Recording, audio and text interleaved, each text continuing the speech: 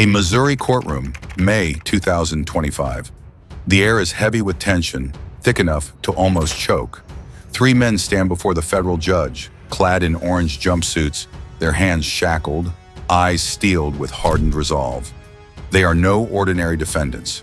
They are members of the infamous Pagan Motorcycle Club, an outlaw gang that has turned America's highways into battlefields. Behind these walls, a chilling truth unfolds. These men did not just ride motorcycles. They wielded axes and guns with ruthless precision. They carried out what they called smash-on-sight attacks, planned, premeditated acts of violence aimed to eliminate rivals, send brutal messages, and cement their dominance through sheer terror. Today, the court hears confessions of cold-blooded assaults, hunts that cross state lines, and a violent campaign that federal investigators say is among the most organized and savage biker brutality ever recorded. The origins of a brutal code. The Pagan Motorcycle Club was founded in 1959 in Prince George's County, Maryland.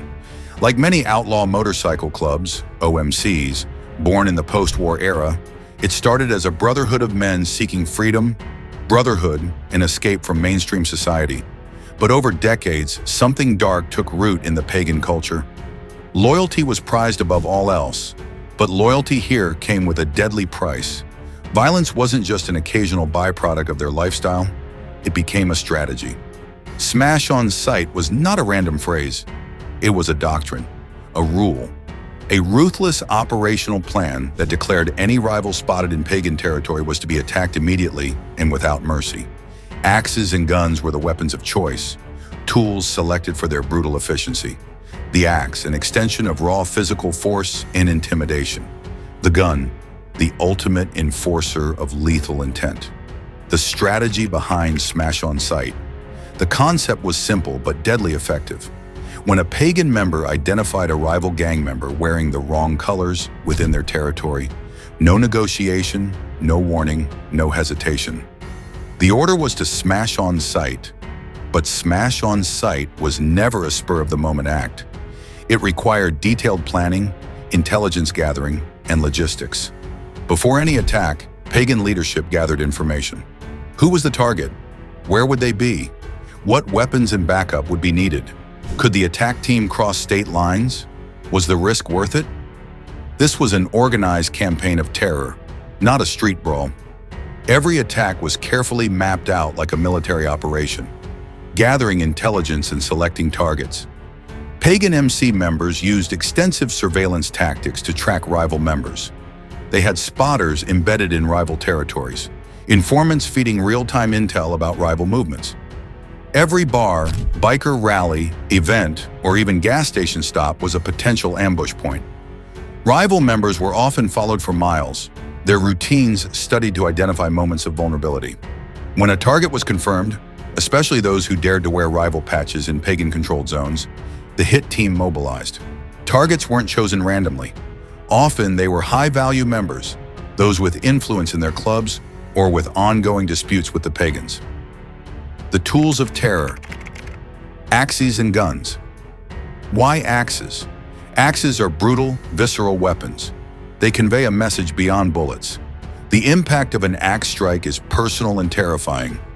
A weapon that requires close proximity, raw strength, and a willingness to get bloodied. It's a psychological weapon meant to terrorize not just the victim, but all who hear the stories. Guns added lethal efficiency. Firearms provided the ability to escalate violence rapidly and from a distance, ensuring targets could be disabled or killed if needed. In combination, axes and guns created a deadly one-two punch, the axe to brutalize, the gun to finish or intimidate. Planning the assault before any smash-on-sight mission, extensive planning took place. The hit team convened in safe houses or clubhouses, plotting every detail. Maps were studied, escape routes chosen, roles assigned, weapons were checked, loaded, and concealed in vehicles outfitted with custom compartments designed to evade police detection. Each member had a specific task: the lookout, the enforcer with the axe, the shooter, the driver, the getaway driver. Communication devices, often encrypted phones, kept the team connected and coordinated. Failure was not an option. Case study: the Grain Valley Assault. One of the most chilling documented smash-on-sight attacks took place in Grain Valley, Missouri in May 2022. A rival club member was spotted alone at a local business. Pagan members didn't hesitate. They surrounded the man like wolves. Fists flew first, then axes came down hard, bone-crunching blows that shattered ribs and skull.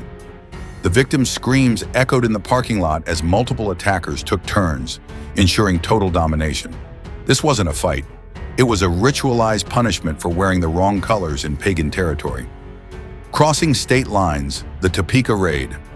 The campaign extended beyond Missouri. In September 2022, pagan members traveled to Topeka, Kansas, specifically to execute a smash-on-sight mission during a rival club's event. The team arrived armed with axes and loaded firearms, ready to strike. They identified their target outside a hotel, a lone rival biker unaware that death was watching from across the lot. The attack was meticulously timed. Weapons were distributed. The shooter prepared. The axe wielder advanced. But unexpectedly, internal conflict erupted among the attackers. Some questioned the timing, others hesitated. For a rare moment, the pagans pulled back. The rival lived unaware of how close he came to being another statistic in this deadly biker war. The hunt in Blue Springs. 2 weeks later, the pagans proved hesitation was a mistake they would not repeat. In Blue Springs, Missouri, a rival was pursued in a multi-car chase. Once forced off the road, the victim was assaulted with an axe handle, then shot 7 times. Bullets struck arms, legs, back, a deliberate message sent in pain and blood. Miraculously, the man survived, but the psychological scars remained forever. The logistics of violence. These were not random acts of passion or rage. The pagan MC operated like a paramilitary force. They had stockpiles of weapons, strategically placed in safe houses and vehicles. Custom-built concealment compartments hid firearms and ammunition from law enforcement. Communication and coordination resembled military operations more than street crime. The smash-on-sight policy was backed by a corporate-style criminal enterprise that rewarded violent loyalty. Rewards in culture, violence as currency within the pagans, participation in smash-on-sight assaults was not just expected, it was rewarded. Members who carried out brutal attacks earned status, respect, and patches, signifying their loyalty and willingness to shed blood. Violence became currency, a way to climb the ranks. New recruits were pressured to prove themselves through escalating acts of brutality. This culture created a dangerous feedback loop, ensuring violence was perpetuated and celebrated. Law enforcement response federal agencies took notice. Multi-state investigations targeted the pagans' violent campaigns. Surveillance, undercover operations, wiretaps, and raids uncovered the full extent of the smash-on-sight doctrine. Indictments charged members with conspiracy, assault with deadly weapons, racketeering, and attempted murder. Evidence from communications, weapons caches, and confessions painted a chilling picture. Courtroom confessions. In May 2025, courtroom testimonies revealed the inner workings of the smash-on-sight strategy.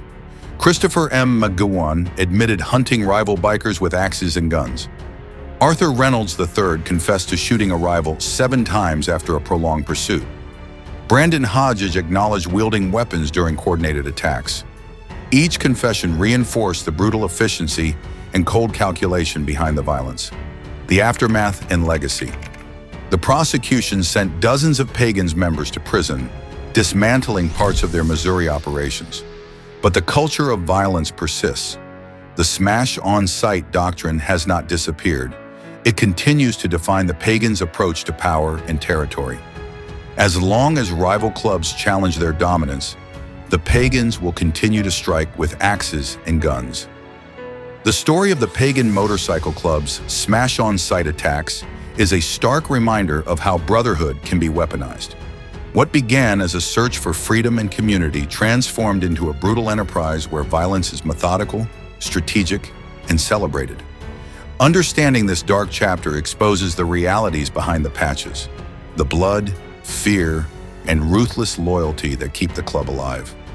If you found this deep dive into the Pagans MC and their violent smash-on-sight operations insightful, don't forget to like, subscribe, and click the bell icon to stay updated with more true crime and Outlaw Motorcycle Club stories. Your support helps us uncover and share the untold stories lurking beneath the roar of engines and the glare of leather patches. Thanks for watching, and stay safe out there.